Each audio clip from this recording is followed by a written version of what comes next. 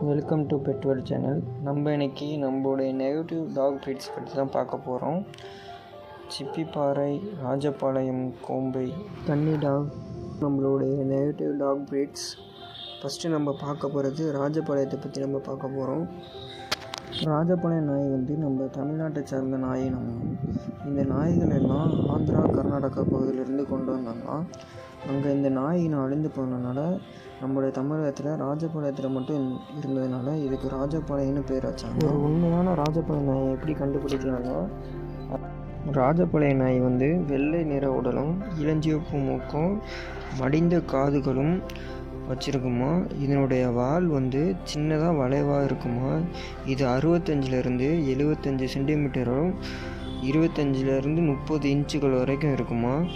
இந்த நாய்கள்லாம் முன்னாடி வேட்டைக்காகவும் காவலுக்காகவும் பயன்படுத்தியிருக்காங்க. இது மற்ற வேட்டை நாய்களை விட வலுவானதாக இருக்கும்.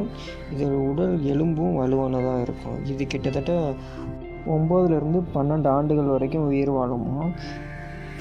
ஆனால் இப்போ ஒரு ஒரிஜினல் ராஜபாளையத்தை விட கிராஸ் பீடு தான் அதிகமாக இருக்குது. என்ன தான் கிராஸ் பீடு இருந்தாலும் ஒரிஜினல் ராஜபாளையத்தை விட கிராஸ் பீடில் அதே வேட்டையாடு திறனும் காவல் காக்கிற திறனும் கொண்டு இருக்கும். நான் இப்போ ஒரு வீடியோ ப்ளே பண்ணுறேன். அந்த வீடியோவில் இருக்கிறது பார்த்திங்கன்னா ராஜபாளையம் கிராஸ் நாய் தான்.